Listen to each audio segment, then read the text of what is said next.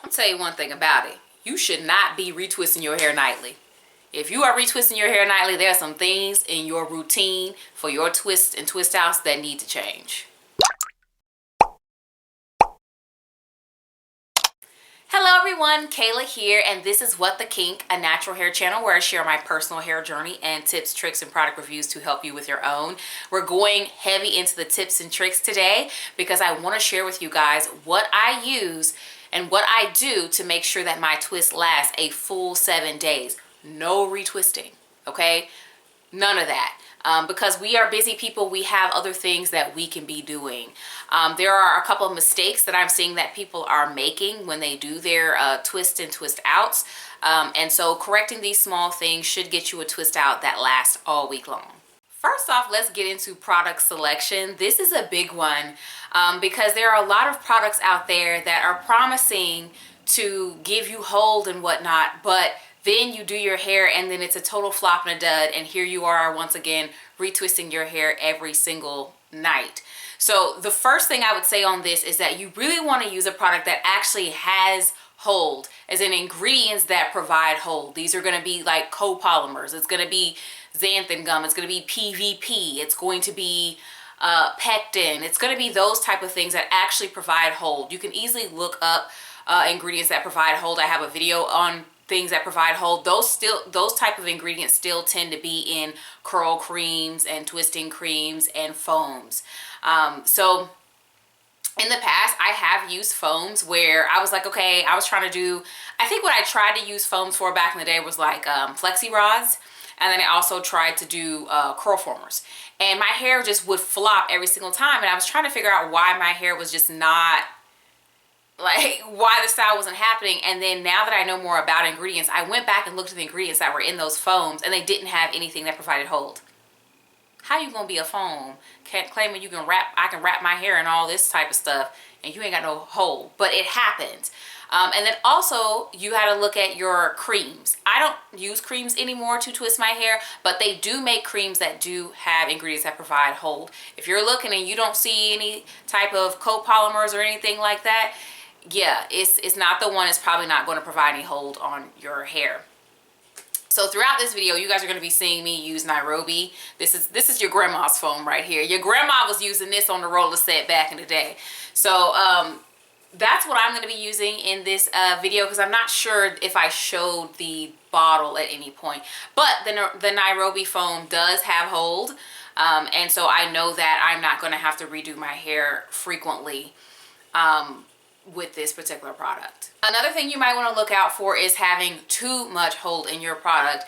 It was very popular for people to style their hair with gel, and I never really did it because I don't really like the kind of stringy look that people's hair tends to have when they style it with gel. And then you think that you're getting this hard hold, but then when you go to undo the twist, the gel cast is broken, so that could result in you having flakes. Also, the gel cast being broken could also result in your hair being soft, and then here you are again retwisting your hair nightly because it doesn't have any hold, even though you use a strong hold gel. If you are going to go the gel route, because I'm not going to tell you not to do it, I would opt for a flexible gel, a gel that actually would allow you to manipulate your hair with the twisting and the untwisting. So like more of a slippery type gel, more of a lighter hold.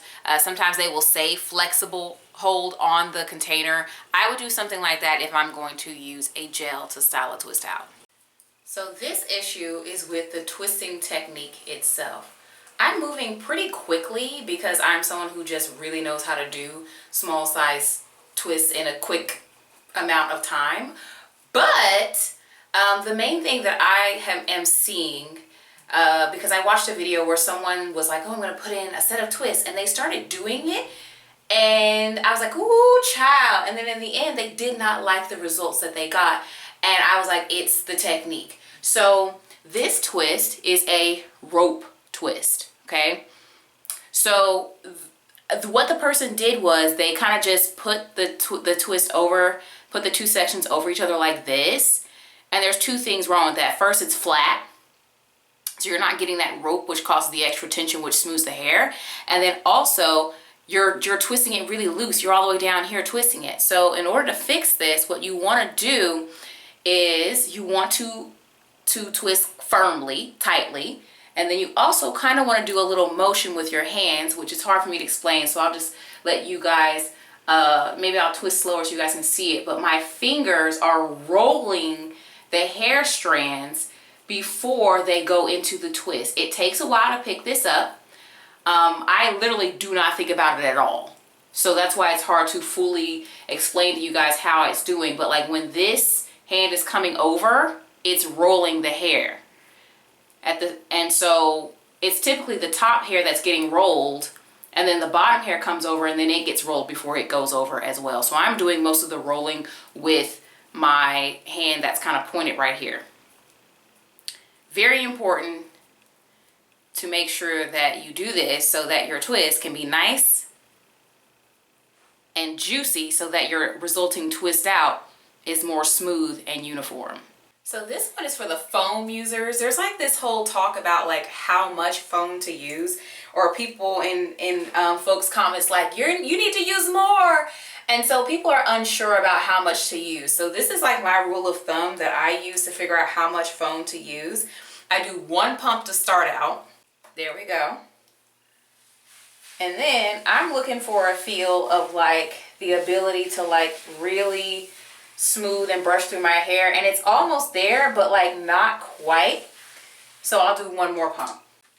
I also prefer to apply it directly to the section that I'm about to twist, like not to the whole section. I've tried that before. I've seen other people do it, but for me, my hair is really thick and it doesn't get through. So applying directly to the section that I'm about to style, the little itty bitty section, and then starting with 1 pump and then building from there until I feel like I can easily brush through and manipulate the hair.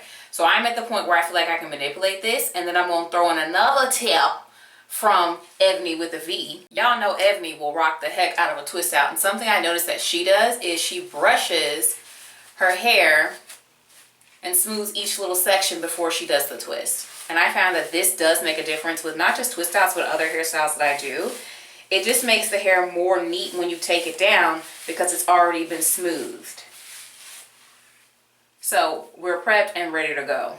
Yeah, I look a little like Shanae, but this is what it takes to make sure that I get every single twist.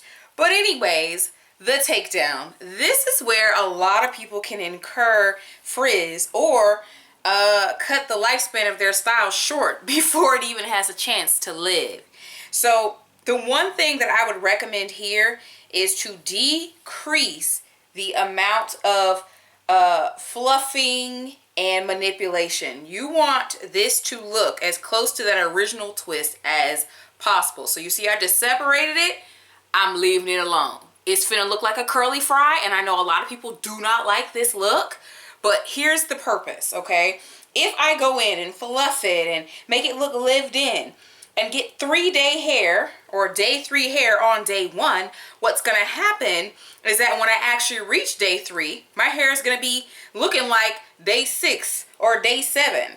And once I reach day 4, it's gonna be looking like day go wash it and start over again. And we don't have time for that. We are busy people that got things to do. So the best thing to do is to do as little manipulation as possible. Keep the hair as smooth as possible, see? So that it can actually last as many days as you want. You know, if you want a full 7 days, you can do that. My twists tend to last a full 7 days. The root area is going to expand and fluff up a bit. So if you have any parts, because maybe you're doing less twists than me, they would eventually get covered up with that type of poofing action that my hair tends to do if your hair does the same. And honestly, the curly fry look, this is what we're rocking with. This is what I'm going to wear for the next 7 days. Yes, I got lazy on some of the twists and I was like, forget about it. So those are kind of bigger and they may actually not look as good in the end, but I was just like, listen, I can't be bothered. Twists is a very involved hairstyle for me. As I mentioned before, I used to be a twist out natural, so I have a video that discusses my thoughts on going from that kind of natural to a wash and go natural, and I'll let YouTube pop another video down here. Subscribe. I post videos every week, and I'll talk to you in the next one.